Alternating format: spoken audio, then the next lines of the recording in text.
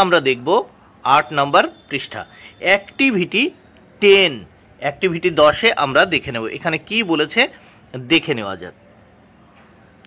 Feel in the blanks with she oblique he, one is done for you. She অথবা he দিয়ে তোমাদের এই যে শূন্যস্থান সেই শূন্যস্থান পূরণ করতে হবে। আমরা জানি এখানে নেমিং নাম দেওয়া ওয়ার্ড আছে, সেই নামকে আমাদের পরোক্ষভাবে বোঝাতে আমরা সে কথাটা ব্যবহার করি, মানে প্রোনাউন ব্যবহার করি। সেক্ষেত্রে প্রোনাউন হিসেবে হি অর শি অথবা শি ব্যবহার করব। আমরা জানি যে পুরুষের ক্ষেত্রে হি আর মহিলাদের ক্ষেত্রে শি ব্যবহার করা হয়, মানে সে অর্থে।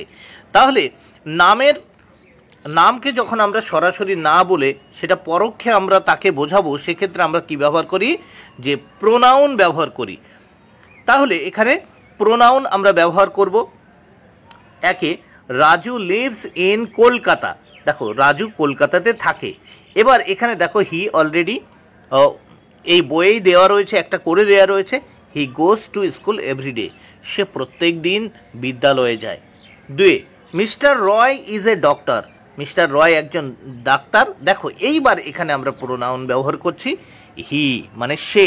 ওই যে মিস্টার রয় যে নাম আছে, এই নেমিং ওয়ার্ডকে আমরা পরোক্ষে তাকেই বোঝাতে কি ব্যবহার করি, তার নাম না বলে প্রোনাউন ব্যবহার করছি। তাহলে প্রোনাউন ব্যবহার করে he is a nice man, তিনি খুব ভালো মানুষ। তার মানে কি, এটা আমরা প্রোনাউন বা সর্বনাম ব্যবহার করছি, ঠিক আছে।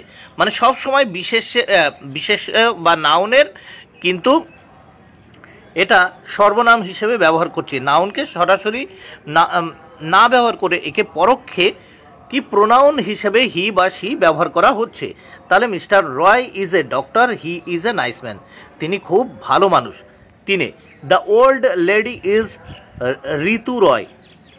বৃদ্ধ মহিলা হলেন ঋতু রয়, শি ইজ ইল, তিনি অসুস্থ, তাহলে শি ব্যবহার করেছি। 4, কমল ইজ মাই ব্রাদার। কমল হলো আমার ভাই। দেখো এখানে কমলকে আমরা প্রোনাউন হিসেবে হি ব্যবহার করেছি, হি হ্যাজ এ সাইকেল, তার একটি সাইকেল আছে। পাশে Aparna is my sister. Aparna আমার বোন, she has a red pen, তার একটি লাল কলম আছে। তাহলে এখানে শি ব্যবহার করেছি। Next activity 11। অ্যাক্টিভিটি 11 রয়েছে। Activity 11, choose the right word from the help box and fill in the blanks one is done for you. দেখো এখানে শূন্যস্থান রয়েছে এবং শূন্যস্থানগুলো পূরণ করলে একেবারে অ্যাপ্রোপ্রিয়েট বাক্য তৈরি হবে। এবার এই যে বাক্যগুলো অসম্পূর্ণ রয়েছে শূন্যস্থান দ্বারা, তাহলে এই নিচে যে হেল্প বক্স রয়েছে, হেল্প বক্সের ভিতর কিছু ওয়ার্ড রয়েছে বা প্রিপোজিশন রয়েছে, এই প্রিপোজিশন দ্বারা এই শূন্যস্থানগুলো পূরণ করলেই একেবারে প্রত্যেকটি সেন্টেন্স কিন্তু সম্পূর্ণ হয়ে যাবে। তাই বলছে choose the right word from the help box and, দেখো এই হেল্প বক্স থেকে সঠিক ওয়ার্ডগুলো খুঁজে বের করতে হবে এবং এই শূন্যস্থানগুলো পূরণ করতে হবে। একে করে দেয়া রয়েছে, the fan is above my head. Fan হলো আমাদের মাথার উপরে, অ্যাবাভ উপরে। তাহলে হেল্প বক্সে আছে বিসাইড পাশে, ইন ফ্রন্ট অফ সামনে, ইন ভিতরে, বিলো নিচে, অ্যাবাভ উপরে, অন মানে উপরে, বিহাইন্ড মানে পিছনে। তাহলে এবার এইগুলো দিয়ে আমাদের এই শূন্যস্থান পূরণ করতে হবে। 2, the pen is in the box. কলমটি বাক্সের মধ্যে, তাহলে ইন বসালাম। 3, the bottle is below the table. দেখো বোতলটি টেবিলের নিচে, below. 4, the duster is on the table, তাহলে অন বসালাম, ডাস্টারটি টেবিলের উপরে। 5, the bag is behind the girl. ব্যাগটি মেয়েটির পিছনে, বিহাইন্ড বসালাম। 6, the board is beside the chair. বোর্ডটি চেয়ারটির পাশে রয়েছে, তাহলে beside. The tree is in front of the house. গাছটি বাড়িটির সামনে। তাহলে আমরা এই যে ওয়ার্ডগুলো, এই ওয়ার্ডগুলো বসিয়ে কিন্তু সেন্টেন্সগুলো সম্পূর্ণ করে দিলাম। এবার আমরা দেখে নেব অ্যাক্টিভিটি 12। 8 নম্বর পৃষ্ঠায় অ্যাক্টিভিটি 12 দেখে নেওয়া যাক। Arrange the words to make sentence one is done for you. এখানে দেখো এলোমেলোভাবে ওয়ার্ডগুলো দেওয়া রয়েছে। এই এলোমেলো ওয়ার্ডগুলোকে কি করতে হবে, সাজিয়ে সেন্টেন্স তৈরি করতে হবে। দেখো সাজিয়ে কিন্তু সেন্টেন্স তৈরি করতে হবে। এখানে কি বলা রয়েছে, আর বুকস দিজ এলোমেলোভাবে রয়েছে, তাহলে এটাকে সাজিয়ে লেখা হয়েছে। দেখো these are books, these are books, এইগুলি হলো বই। এবার আমরা 2 দাগে দেখে নেব। 9 নম্বর পৃষ্ঠাতে 2 নম্বরে দেখে নেওয়া যাক। 2 নম্বরে কি বলেছে দেখে নেওয়া যাক। এখানে আছে দ্যাট, তারপর এ, তারপর ইজ, তারপর রয়েছে ক্লক। এটাকে আমাদের সাজিয়ে দেখো উত্তরে লিখেছি কি, দ্যাট ইজ এ ক্লক, ওটি একটি ঘড়ি, দ্যাট ইজ এ ক্লক। ভালো করে দেখে নাও। তাহলে আগে দ্যাট লিখেছি, তারপর ইজ, তারপর এ, তারপর ক্লক, তাহলে সাজিয়ে লিখলাম দ্যাট ইজ এ ক্লক, ওটি একটি ঘড়ি।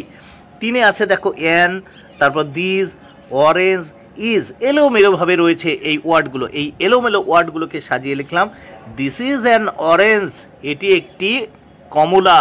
তারপর 4 আর আছে, প্লেয়িং আছে, লুডো আছে, দে। এটাকে আমরা এই এলোমেলো ওয়ার্ডগুলোকে সাজিয়ে লিখলাম দে আর প্লেয়িং লুডো, তারা লুডো খেলছে। পাশে দেখো স্কুল আছে, উই আছে, টু আছে, গো আছে, এভরিডে আছে। এটাকে আমরা সাজিয়ে লিখলাম, দেখো অ্যান্সার, পাশের অ্যান্সারে দেখো we go to school everyday, we go to school everyday. নেক্সটটা আমরা দেখব। নেক্সট এখানে কি বলেছে, লেটস রিড, চলো পড়ি। দেয়ার are 7 days in a week. আমরা জানি এক সপ্তাহে হয় 7টি দিন। এটা আমাদের আবৃত্তি করে পড়তে হবে এরকম, Monday, Tuesday, Wednesday, Thursday, Friday, Saturday, Sunday. এটা বারবার ছাত্রছাত্রীরা তোমরা এইভাবে পড়বে, পড়ে কিন্তু তোমাদের একেবারে মুখস্থ করে ফেলতে হবে। তাহলে কি দেখো আবারও বলছি, Monday, Tuesday, Wednesday, Thursday, Friday, Saturday, Sunday. এইবার আমরা 10 নম্বর পৃষ্ঠা দেখে নেব। 10 নম্বর পৃষ্ঠায় কি বলেছে দেখে নেওয়া যাক।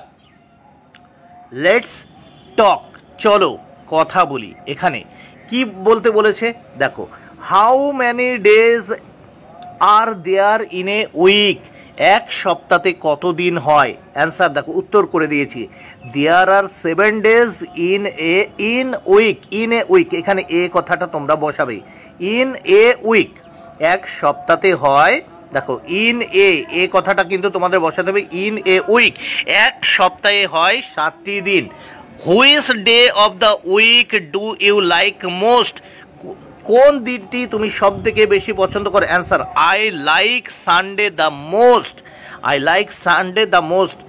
তারপর name 2 days of the week starting with the letter T. Tuesday and Thursday starting with the letter T. এবার নেক্সট অ্যাক্টিভিটি 13 দেখব। Activity 13, put letters in the circle correctly to make the name off season. দেখো put letters in the circle correctly, এই যে গোল গোল গোল গোল রয়েছে, এই গোল গোলের ভিতর বা বৃত্তের ভিতর সঠিক লেটার বা বর্ণ বসিয়ে তোমাদের সিজন যে ঋতু রয়েছে সেই ঋতুগুলোর নাম লিখতে হবে। অনলি ডান ফর ইউ, একটি তোমাদের জন্য করে দেওয়া রয়েছে, আর বাকিগুলো দেখো লাল চিহ্নিত অংশগুলো কিন্তু আমি তোমাদের জন্য করে দিয়েছি। আবারও বলছি, একটি কিন্তু বইতে করে দেওয়া আছে আর লালগুলো কিন্তু আমি করে দিয়েছি। দেখো এই এ আছে, ইউ বইতে করে দেওয়া আছে, এখানে ইউ, এখানে এন। দেখো A U T U M N, autumn, autumn হয়ে গেল একটি।